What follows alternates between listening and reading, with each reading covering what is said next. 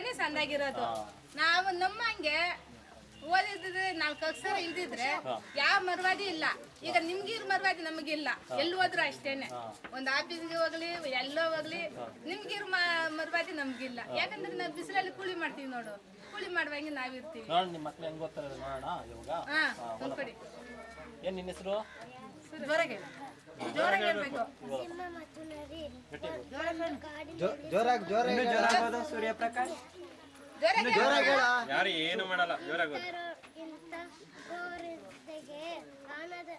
ಆನಂದದಿಂದ ಇತ್ತು. ಒಂದು ನರಿಯು ಸಿಂಹವನ್ನು ಮೋಸದಿಂದ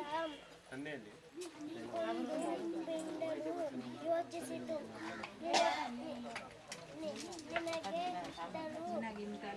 ನಿನಗಿಂತಲೂ ಬಲಶಾಲಿ ತೋರಿಸುತ್ತೇವೆ ಬಾ ಎಂದು ಸಿಂಹವನ್ನು ಕರೆಯಿತು.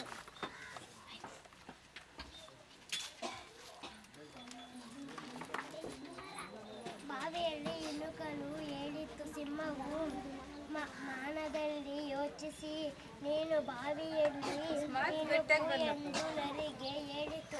ನರಿಯು ಬಾವಿಯಲ್ಲಿ ಇಣುಕಿತು. ಸಿಂಹವು ಹಿಂದಿನಿಂದ ನರಿಯನ್ನು ಬಾವಿಯಲ್ಲಿ ನುಗ್ಗಿತು. ಮೊದಲು ತುಂಬಾ ಕಷ್ಟ ಆಗ್ತೈತೆ ಸರಿ, ಮಗು ಅಂದ್ರೆ ಬೌದ್ಧಿಕ ಮಟ್ಟ ತುಂಬಾ ಕಡಿಮೆ ಇದೆ, IQ ತುಂಬಾ ಕಡಿಮೆ ಇದೆ ಅಂತ ಅಂದ್ಬಿಟ್ಟು ನಾವು ಏನ್ ಈ ಮಗು ಕಲಿಯುತ್ತೆ ಅಂತ ನಮ್ಗೆ ಬೇಜಾರಾಗ್ತಿತ್ತು.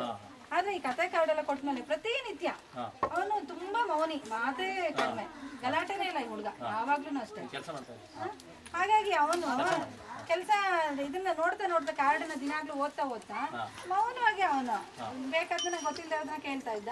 ಕಾಗುಂಟ ಇದು ಮತ್ತೆ ಗುಂಪಿನ ನಾಯಕರು ಇರ್ತಾರಲ್ಲ ಅವ್ರನ್ನ ಕೇಳಿ ಅವನು ಹೇಳಿಸ್ಕೊತಾ ಇದ್ದ. ಎಷ್ಟು ಬೇಗ ಅವನು ಇಂಪ್ರೂವ್ ಆಗಿದ್ದಾನೆ ಅಂತಂದ್ರೆ ಇಷ್ಟು ಮಟ್ಟಿಗೆ ಅವ್ನು ಬರ್ತಾನೆ ಅಂತ ನಾವು ಖಂಡಿತ ಎಕ್ಸ್ಪೆಕ್ಟ್ ಮಾಡಿರಲಿಲ್ಲ. ಸತ್ಯವಾದ ಮಾತು ಇದು. ತುಂಬಾ ಖುಷಿ ಆಗ್ತದೆ. ತುಂಬಾ ಅನುಕೂಲ ಆಗಿದೆ. ಹೌದು ಹೌದು ಸರ್, ಹೌದು.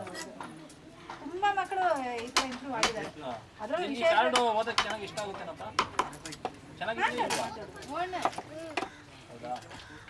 ನಾನು ಇನ್ನೊಂದು ಬುಕ್ ಕೊಡ್ತೀನಿ, ಓದ್ತೀಯ ನೀನು? ಏನಿದು? ಲವಕುಶ. ನೋಡೋಣ, ಇದು ಓದ್ತೀಯಾ? ಸುಮ್ಮನೆ ಒಂದು ಪೇಜ್ ಕೊಡಿ ಸಾಕು.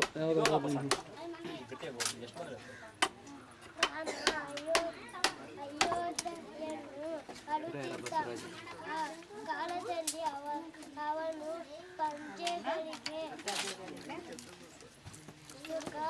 ಸುಮತಿಗಳಿಗೆ ಯಾವ ಕೊರತೆಯೂ ಇರಲಿಲ್ಲ.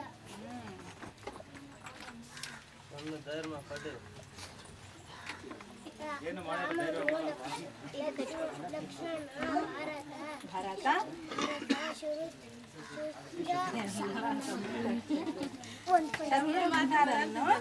ಅದು ಡಿಫಿಕಲ್ಟ್ ವರ್ಡ್.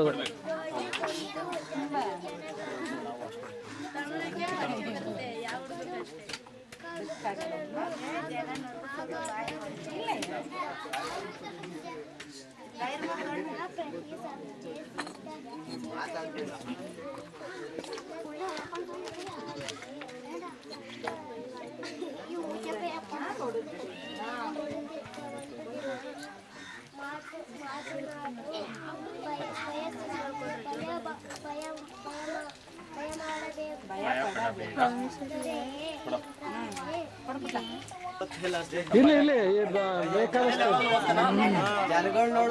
ಎಲ್ಲಾರು ಚಪ್ಪಾಳೆ ಹೊಡಿರಿ, ಒಂದ್ಸರಿ ಚಪ್ಪಾಳೆ ಹೊಡಿರಿ.